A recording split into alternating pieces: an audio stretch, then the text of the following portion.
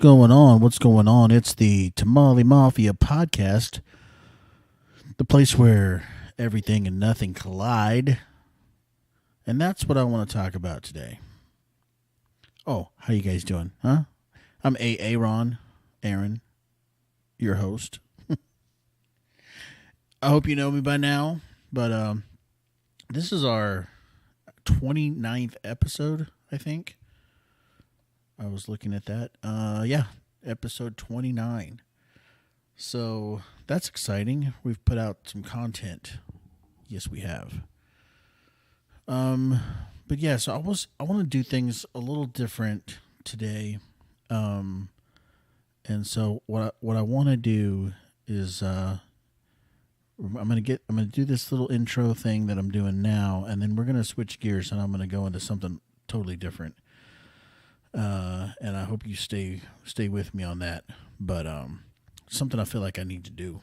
But anyway, how are you guys doing? How was the weekend? I worked all weekend, and so that's always fun when you have like that 6 a.m. call time, and you got to be there. And yeah, but it was fine. I mean, the only weird thing that happened the whole weekend was that. See, normally I'm a patrol officer, so normally I'm out on patrol and I'm doing traffic duty, and occasionally I'll get calls and stuff for assistance or emergency assistance or whatever. So I got to take those calls and respond accordingly. But this particular weekend, I spent most of my time at the gate filling in for somebody else. So I was doing gate duty, what we call gate duty. And that's basically just answering the phone, and when people come into the community there, checking them in and that kind of stuff. Anyway, I got a phone call while I was there, and this lady, hang on a sec. Something's weird about this microphone. Maybe it's not loud enough. Should I bump it up a little bit? Oh, that sounds better. That sounds better right there. Okay.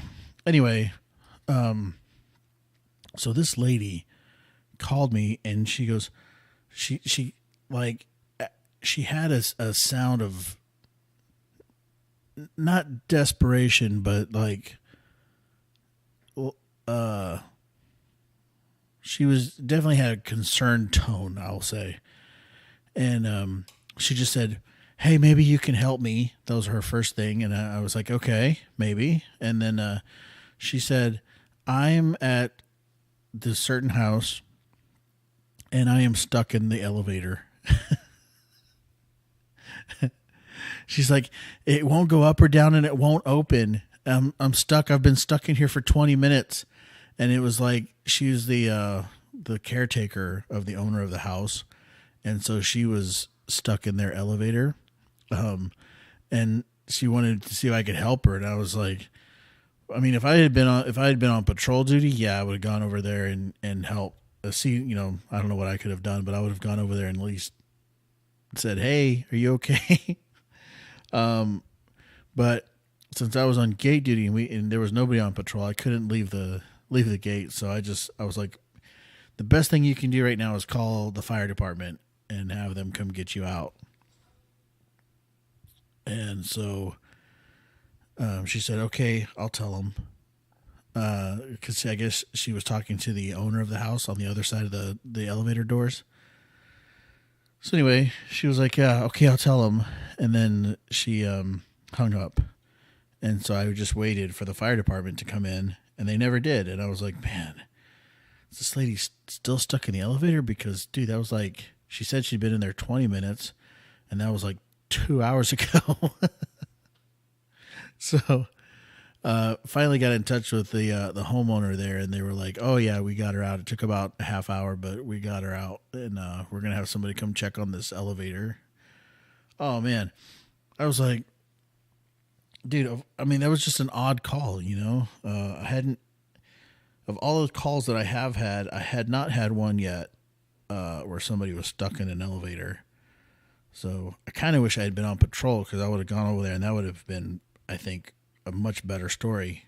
But you know, I did the best I could with the story I was given. So, speaking of the story I was given, I was not on duty, but I was told that there was a guy who was a guest of the community, and he had a boat that he was pulling. So I guess they had a good time on the lake this weekend. And he was leaving out, and when he went to get on the highway, he kind of he didn't go slowly, and there's like a dip between our property entrance and the actual road. And so he hit that dip going a little too quick, and caused the trailer to bounce, and his boat left his truck. The trailer left his truck, and the trailer went straight across the highway. Out here in East Texas or in the country, a 2-lane road with a 70-mile-an-hour speed limit is a highway. Okay, I know if you're in a big city like where I came from, a highway is like an 18-lane road that's above all the other roads. But anyway, this little road, it's 3 lanes. Okay, there's a turn lane, so it's fancy.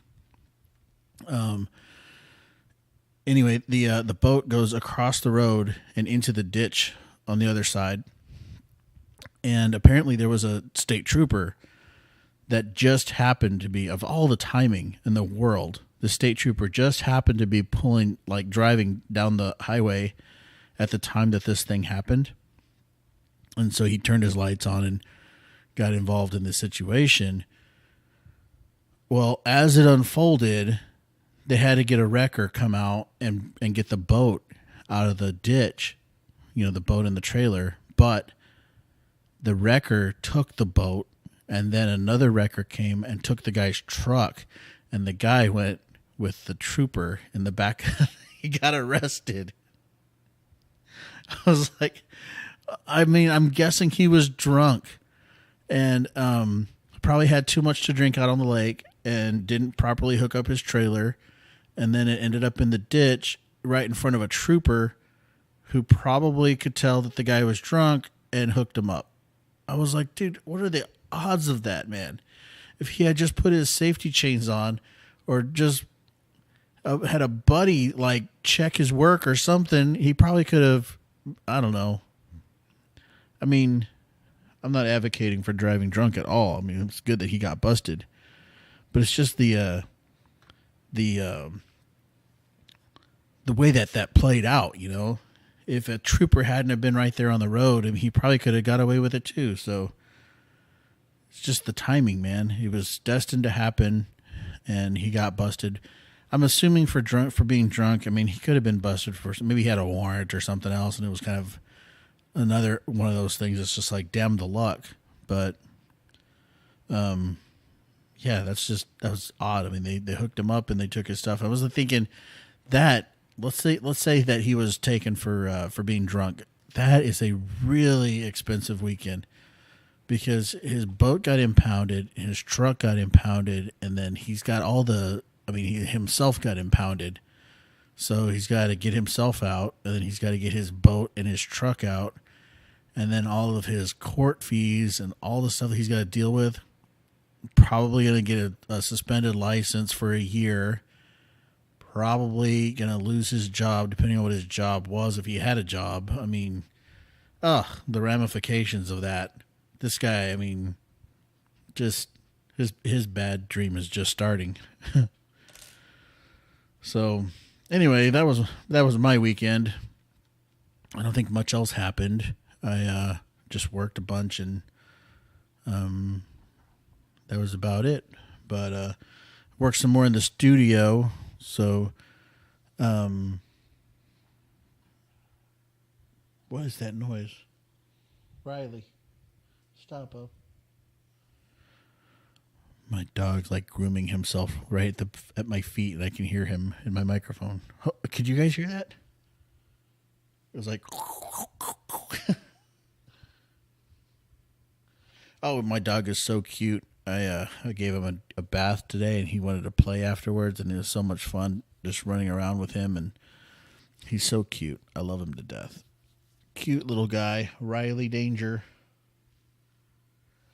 But yeah, he likes the studio, I guess, because he spends a lot of time up here too. Even when I'm not here, he's up here just chilling, looking out the window or whatever. So it's a nice little space. I think he finds it cozy. But anyway, so we're gonna take a break, and then we're gonna switch gears for the rest of this thing. I don't know that I'll take a break from here on out. So if you need to run to the bathroom or get out of your car and walk to your cubicle and settle in, this would be a good time to do it. Wherever you are when you're listening, because I don't think I'm gonna break up the rest of this show, because once I get going, I think I'm just gonna go. But anyway, where's my music? I was gonna play something here. Hang on.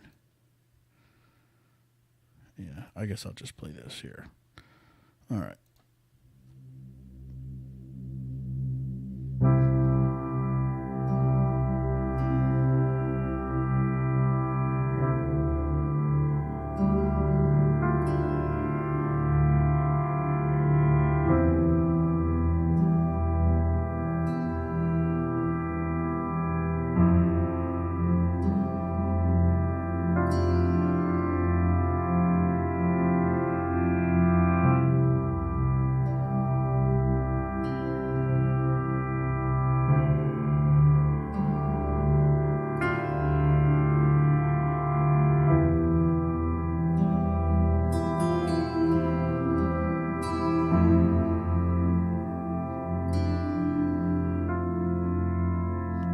Mafia podcast can be found just about anywhere.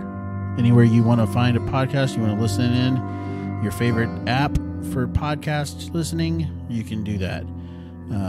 We're all over the place: Spotify, iTunes, Google Podcast. I think that's a thing. Apple Podcast. I don't know if that's the same as iTunes. I'm not familiar. I don't know. We're on a bunch of different players, and so you can find this podcast just about anywhere you want to find a podcast. And now you can head on over to the old tamalimafia.com and check out the website.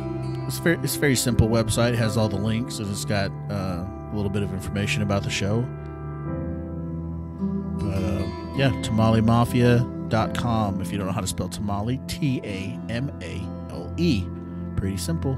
tamalimafia.com. Check it out. Oh, and as always, subscribe to the show so that you get notified when a new episode's release. New episodes release every Monday and Friday, and now occasionally on Wednesday. That's a new thing: Monday, Friday, sometimes Wednesday. So make sure you subscribe so you can be notified when stuff comes out, so you don't miss it. In case you're like me and you don't ever know what day of the week it is. Sometimes I'm like, is it the weekend? No, it's Monday. Oh, shoot. So I never know what day of the week it is, but I get those notifications like, oh yeah, it's time to download a podcast. So do that. Hit your downloads. Share it with your friends. And good things are coming, man. Good things are definitely coming the way of this podcast. I'm super excited about it. So subscribe. Go to the Facebook page. You can get there through tamalimafia.com. Go to the Facebook page, like it, share it, comment on it, join the conversation. Anyway, do all that good stuff. And let's get back to this music, and then we will go on with the rest of the show. Enjoy your bathroom break. Don't forget to wash your hands.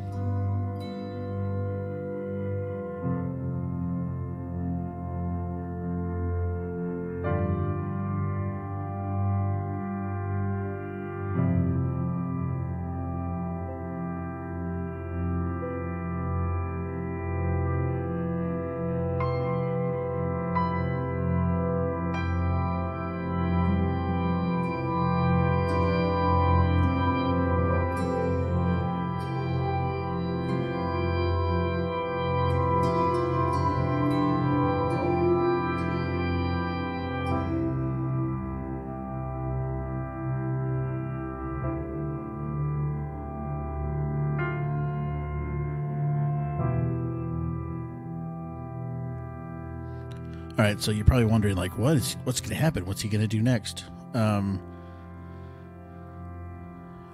been thinking a lot lately, and I want to talk a little bit about the everything and nothing of this show.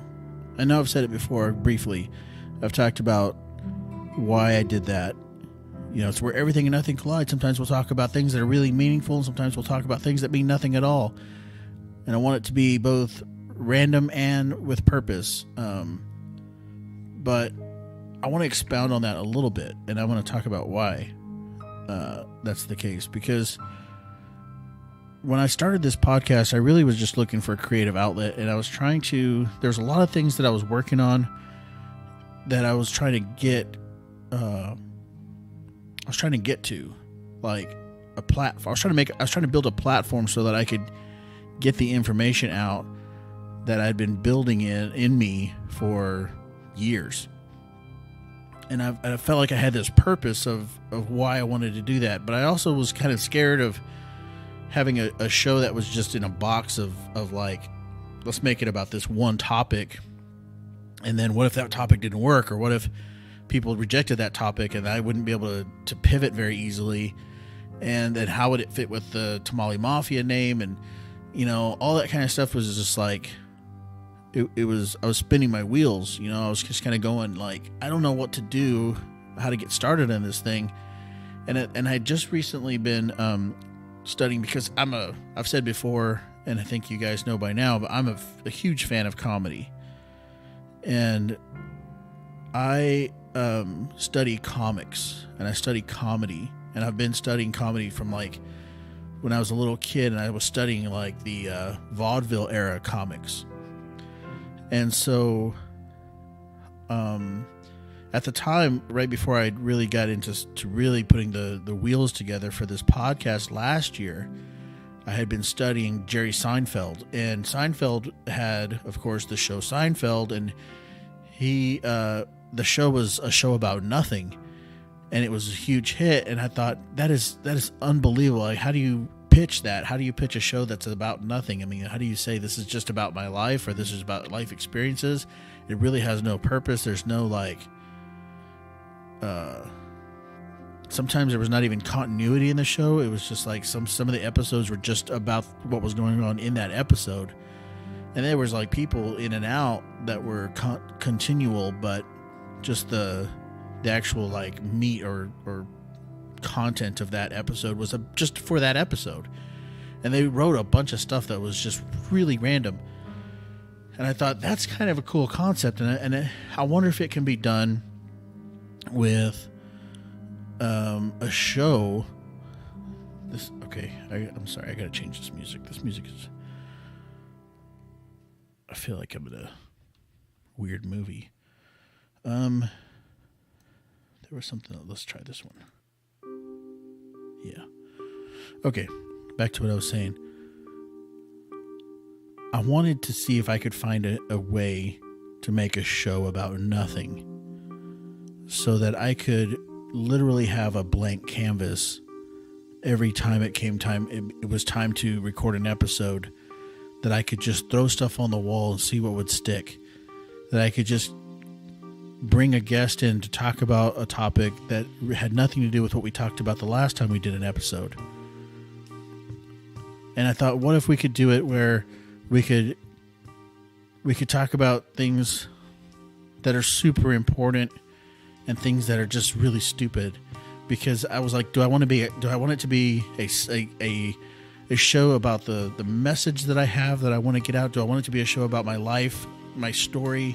Do I want it to be a show about comedy or entertainment? And I was like, yes.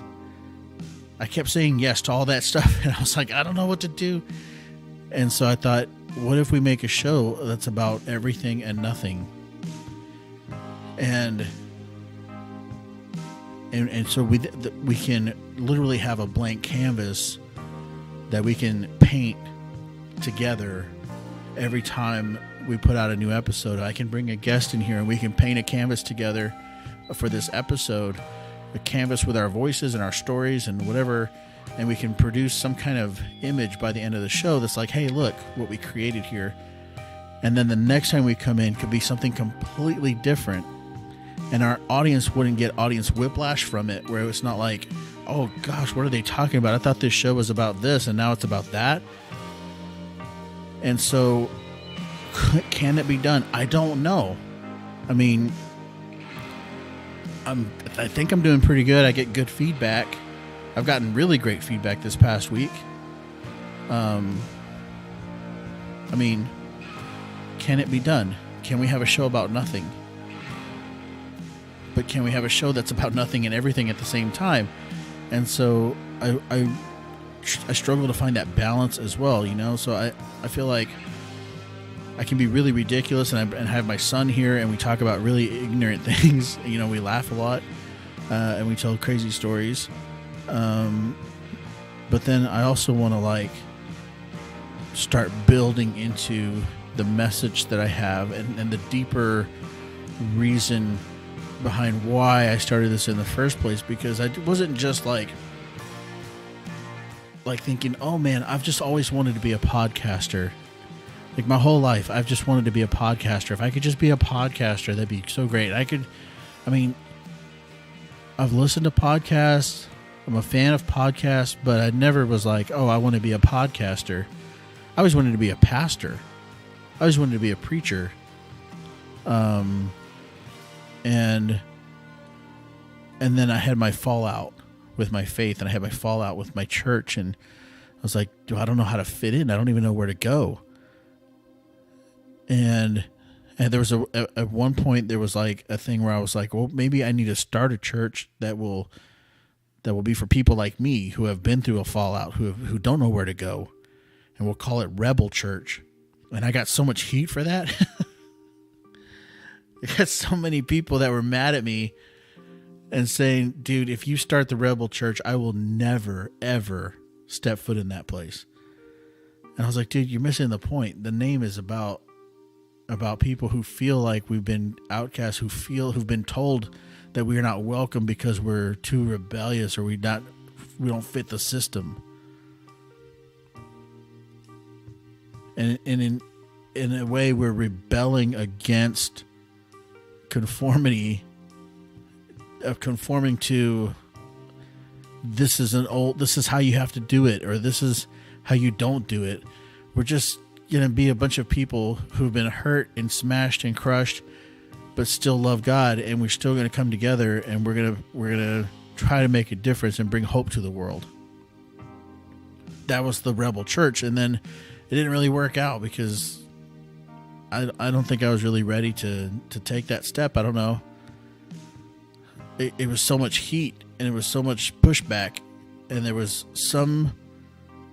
quite a lot of support, but I just didn't know how to cultivate it right, I guess. And so that idea kind of fell off, and then I was like, I don't know where to go from here.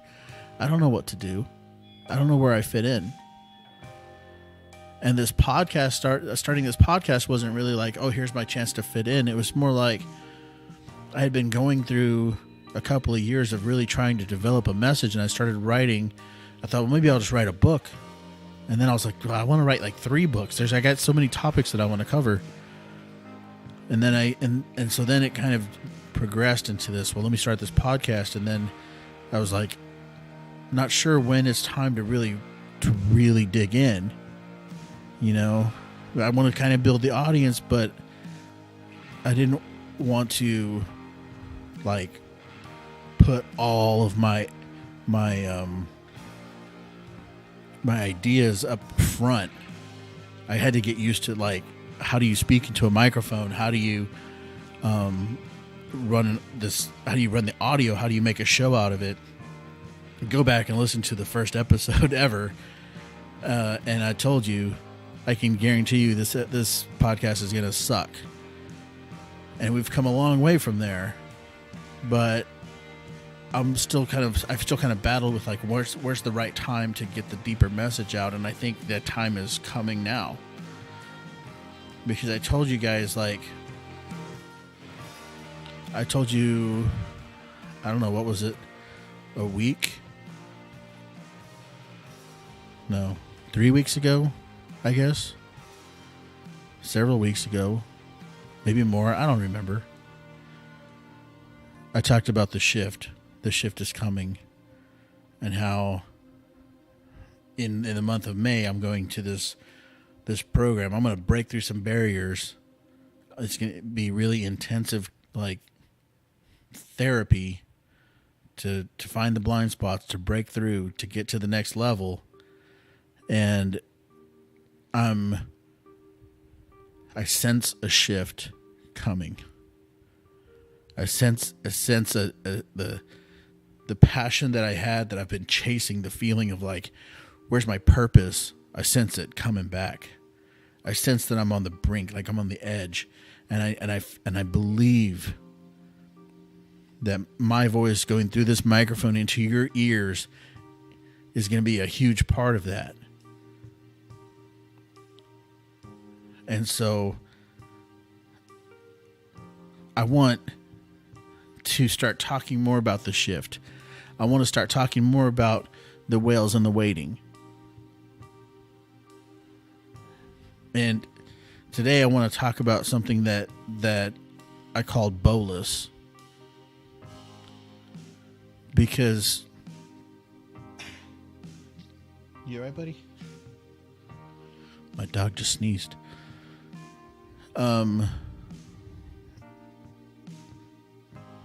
There's another concept that I had that I started studying and I was going through, because there were some major things in my life that I felt like contributed to this whole thing of like, what do you do when your current story sucks? Like, when life doesn't take a big bow and wrap it around your life story and finish it off with a big pretty bow that's like, hey, it sucked in the middle, but it had a beautiful ending. When your life isn't a 30-second Facebook video where the person like ends up with some kind of major blessing, or got their bills paid off, or got reunited with their long lost or something, when there's like happy ending stories. Oh man, there was such a tragic thing, but it had this happy ending. I mean, what do you do when you don't have the happy ending? And I started working on that concept because I felt like it was my own story. My own life didn't have the bow. I was searching for my own bow. I think I still am in a lot of ways.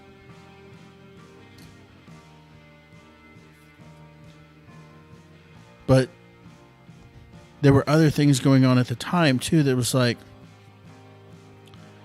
being tasked with having to go talk to a family who's just lost their baby. What do you say? What do you say to that family? And I agonized over that because I was like, I can't do this job.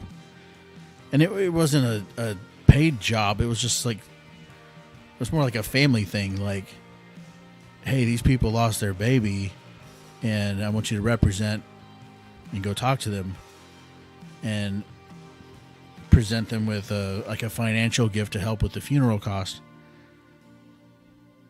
And I didn't want to do it, man, because I don't have any idea what you say to somebody in that situation to make things seem better or feel better or anything. And I was nervous. And I looked back and I thought back to my days in ministry when I would volunteer myself to go to hospital visits because I hated them so much. I hated hospital visits. The only good hospital visits are when it's like you got to go congratulate somebody on the birth of their new baby. There's very few hospital visits that are going to be pleasant at all. But yet I would volunteer to go because I wanted to learn the hard stuff. I wanted to press into my weakness. I've always been like that. And so when this thing came up where I had to go talk to these folks that had lost a baby, I was like, I don't know what to say. And so I reached out to a mentor, and he said, you don't say anything. Just go, but don't say anything. I mean, nothing you say is gonna work anyway, right? It's not gonna make the situation any better for them. So just don't say anything. Just be there. And that's what I did. I just went and I showed up. And I ended up developing a relationship with these people. And I had a huge opportunity to sow peace and hope into their lives just by showing up. I didn't say anything. I mean, I said hi and sorry for your loss, that kind of stuff, but it doesn't make any sense. That stuff is useless. So what do you do, man? What do you do when life doesn't hand you that bow on the end of your story? And there's a lot of people right now. I don't know if they're listening to this podcast or not, but there's a lot of people that I know who are facing tragedy in their lives, who've lost loved ones, who are facing illness, who are facing custody battles, who are facing court dates with exes. And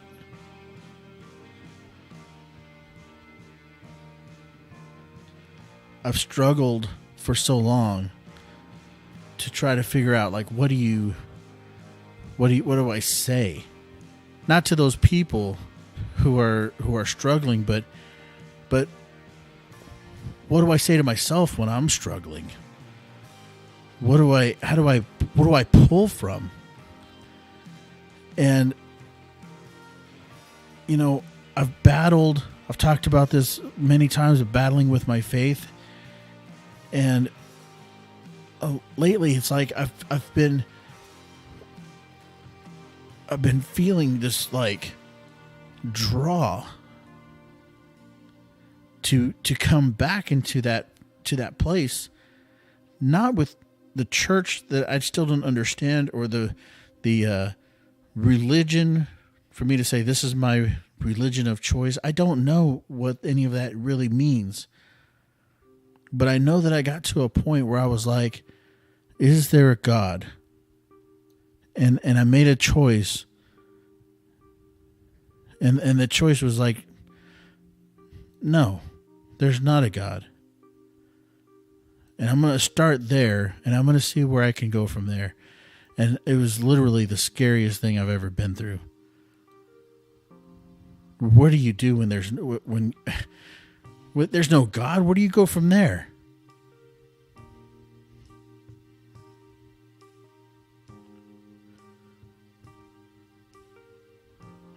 I mean, I felt so completely alone, and everything felt so pointless. And so if that's you, if you're like, dude, I don't believe in God, that's fine.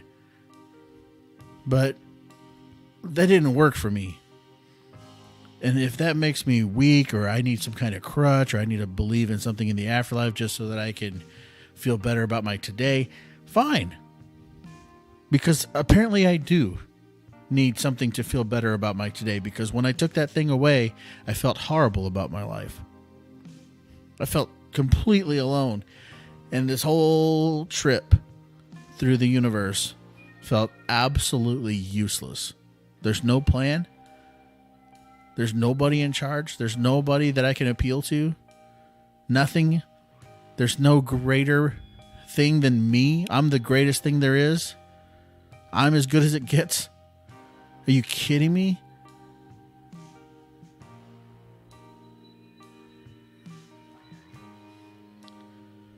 Is it you?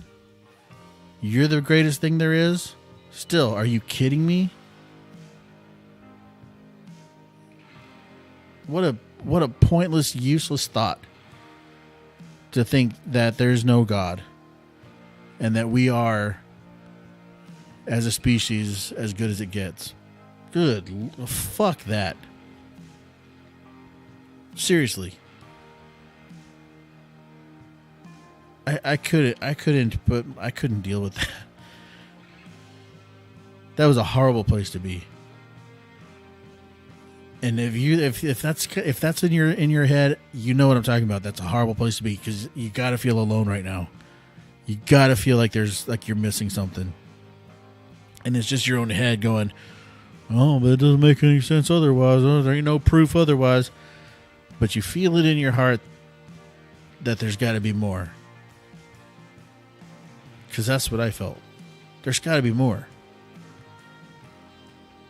And I didn't know what that more was. You know? That's enough of the music.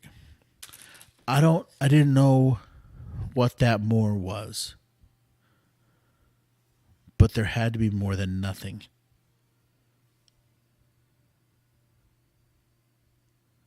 There had to be a creator. You don't get order out of chaos. You don't get matter out of nothing. There has to be something, a catalyst for all of this. And it has to have the ability to sew it all together. It can't just be an energy. It can't just be a vast existence of, it has to be a God who can weave it all together and sew together the intimate parts of the universe and make it make sense, because without that, it doesn't make sense. It doesn't.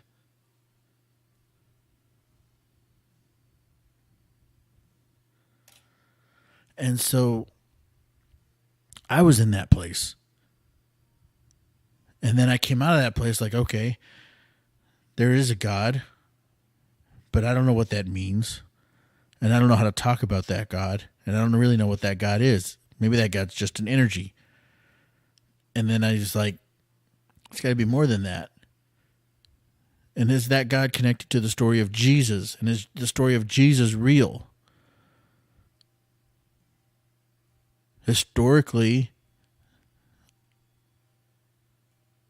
it's been debated for hundreds of years, right?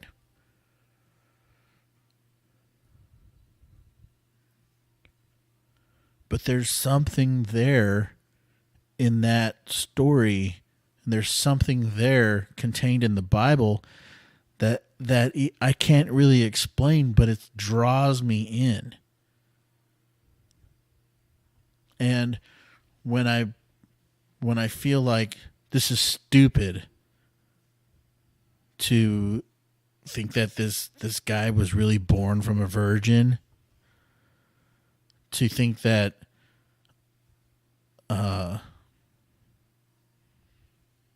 he died for the sins of the world, that's stupid. But there's something about it that draws me in.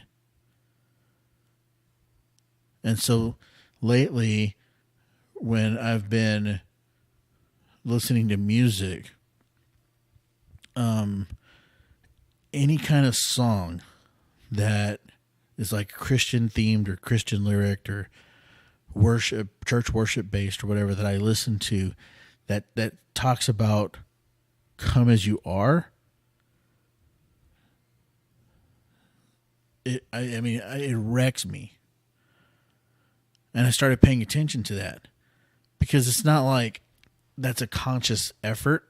It just happens. I hear these lyrics like, dude, Jesus loves you exactly where you are.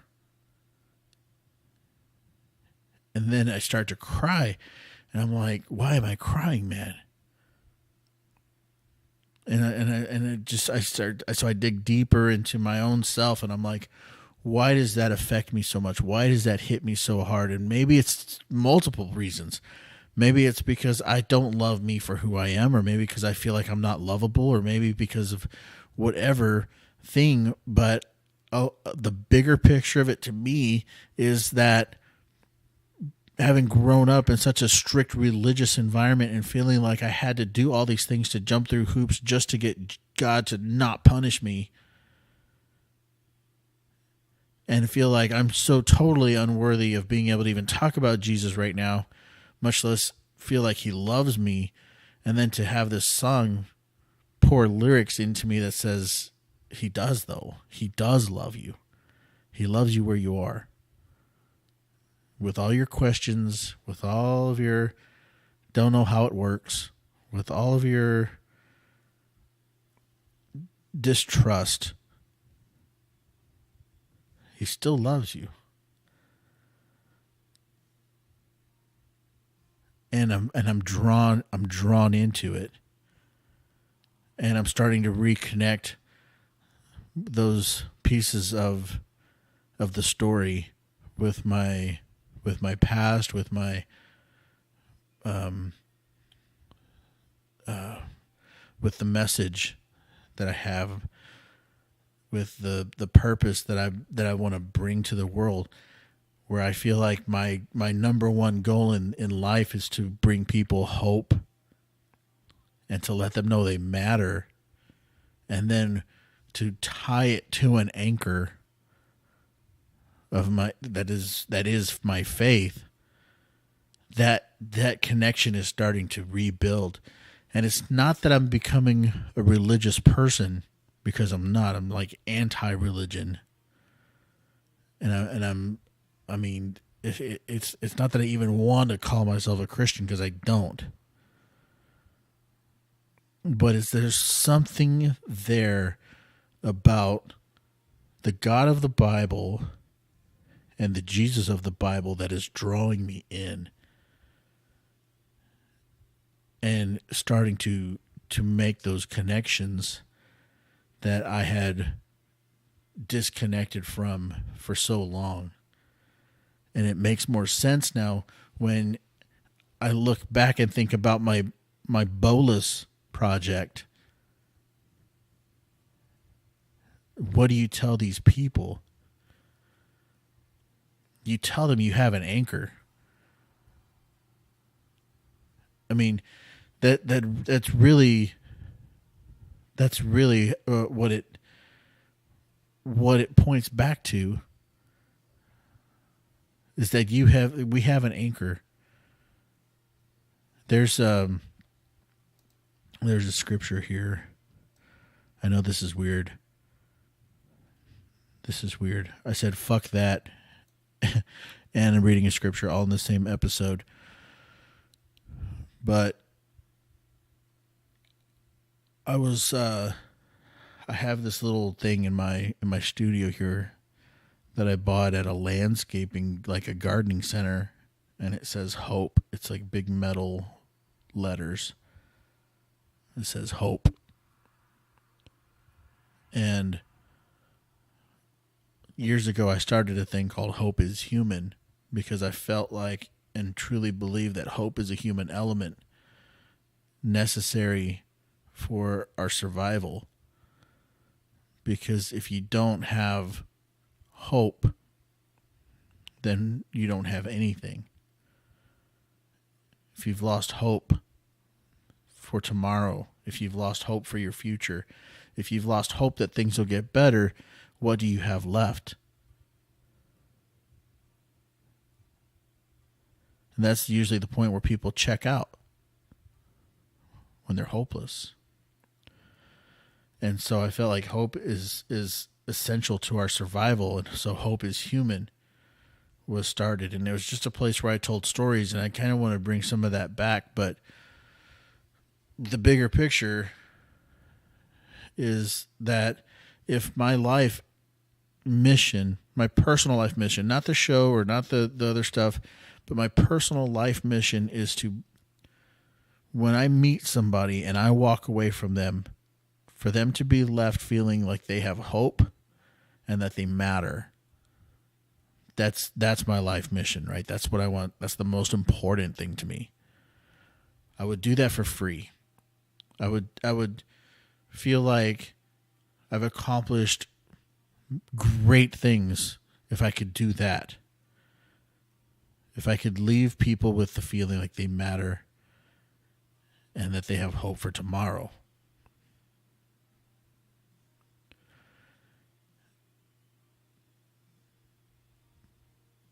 But it got to, it was like, how could I offer that to somebody else when I don't have that myself? I don't have that operating base to give from. And so I was looking at this sign when I put it up today, and I was thinking back. And I went to my computer and I looked up where I started writing Bowless. And I remembered that was attached to that family that I had to go talk to them about their baby that just passed. And I remember the night before I went to do that, I was randomly invited to a Bible study. And I didn't feel like going, but I went. And when I got there, the guy that was running the Bible study was like, tonight we're going to do something different. We're going to watch a DVD. And I was like, I came all the way over here to watch TV. I'm like, are you serious? And so we watched TV, but it wasn't just TV. We watched a DVD of a message from Pastor Louis Giglio. And in that sermon, in that message that he gave, he talked about the anchor of our hope. And his whole thing was, what do you do when life doesn't put a bow on your story? And it rocked me because that was exactly what I needed to hear before I walked into that family's house the next day. What do you say? What do you do? And the whole thing was based on these two passages of scripture in the Bible. And I have thoughts on the Bible that we could debate for an entire episode, but I'm going to set that aside for this episode, and I'm going to read this scripture. John 16:33. As Jesus is actually on his way to get crucified.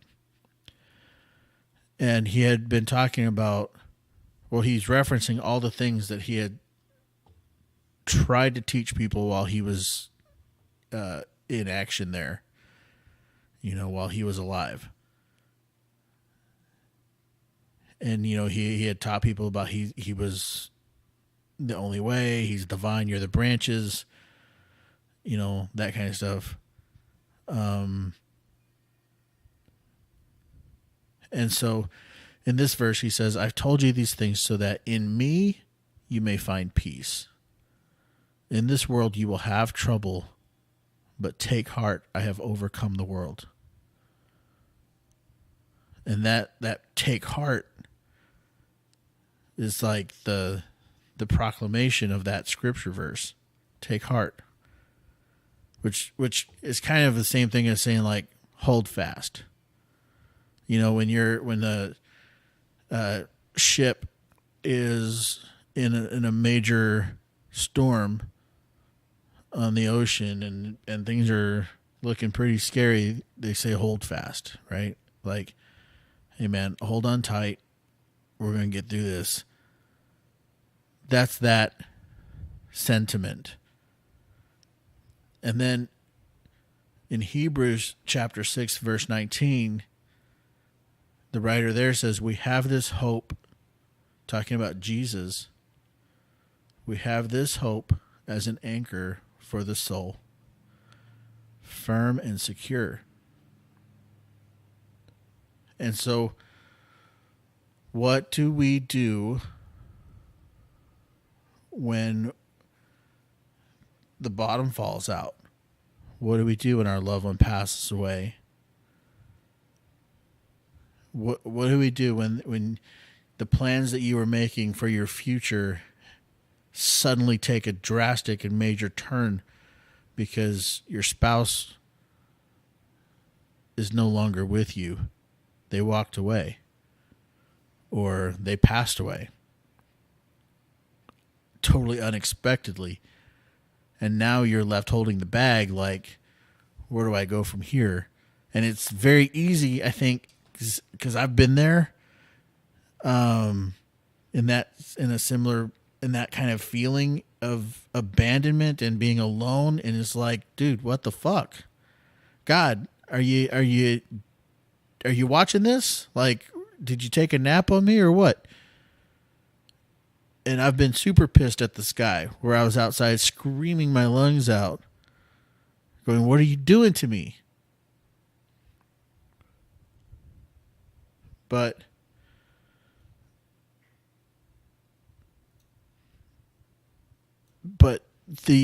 the point is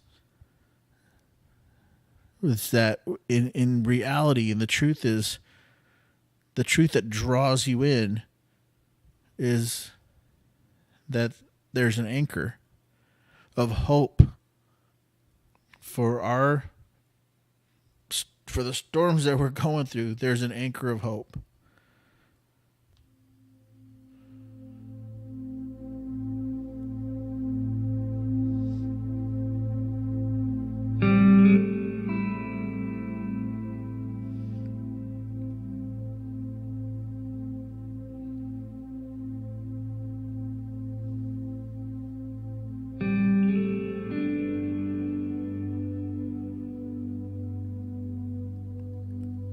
So here's the thing. Whatever you're going through right now, I don't know what it is for you, but it's the thing that you wake up thinking about, and it's the thing that weighs on you all day long, and it's the thing that keeps you from falling asleep at night. Whatever that thing is, and maybe it's a series of things, it's overwhelming you. It's putting so much pressure on you. You feel like you're going to be ripped apart. You're being pulled in all these different directions by just trying to keep the peace in your own life. You're spinning plates, just trying to keep things together. And you feel like you're going to lose it at any minute. I know that you're going through something.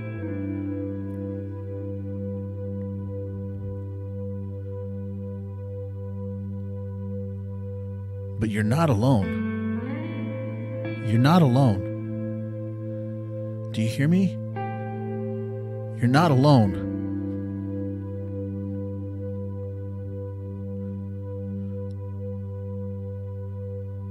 There are people that care about you. There are people that love you. There are people that depend on you. You're not in this alone. You don't have to feel like you're alone.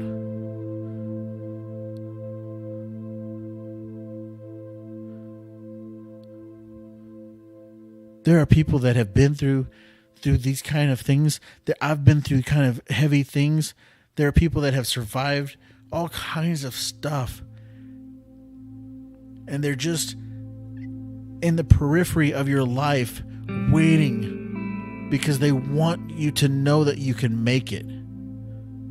They're just there because they're not sure.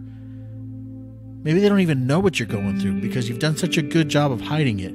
You put on your happy face.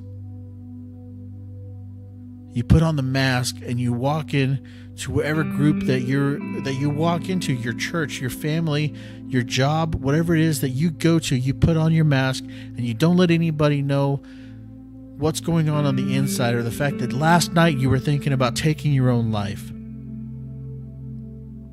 And there's people on the periphery of your life that are just standing there, just waiting. Because if they knew what you were thinking, if they knew what you were feeling, they would tell you, I've been there.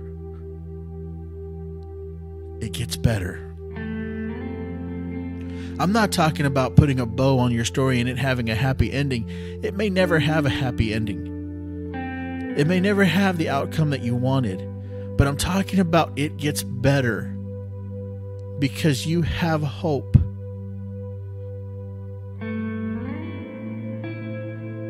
I'm talking about it gets better because you matter.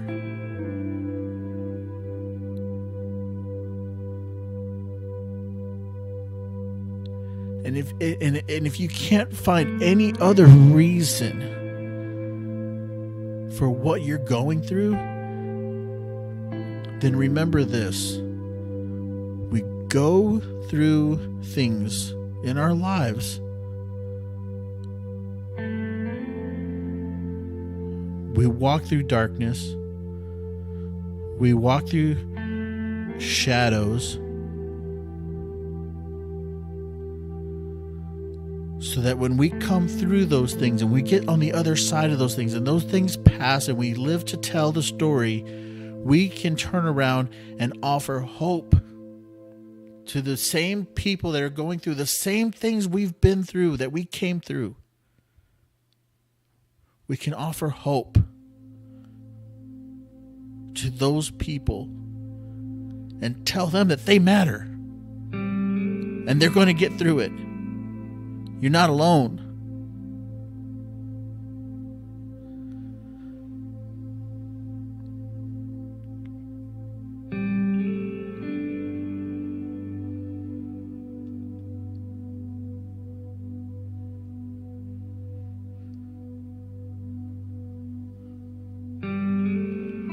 You're not alone.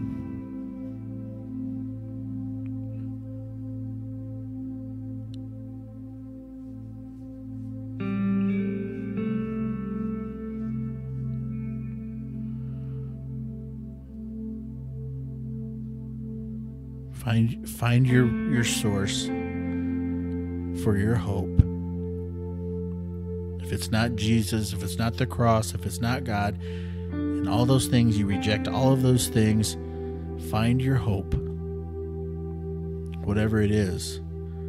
But I'm telling you, there's something about this story of Jesus that draws me in.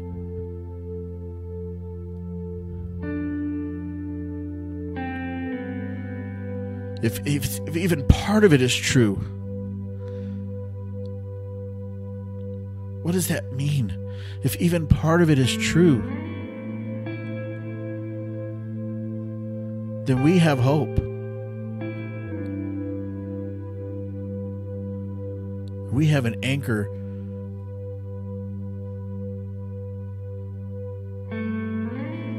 that can hold us steady in the biggest storms of our lives.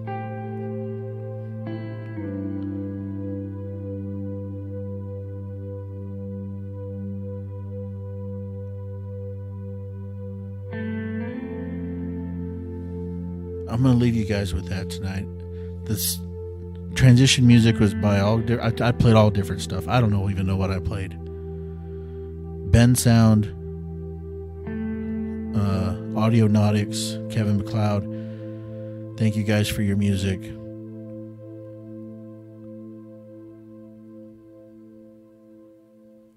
I've said it. I said all that I wanted to say and needed to say tonight. And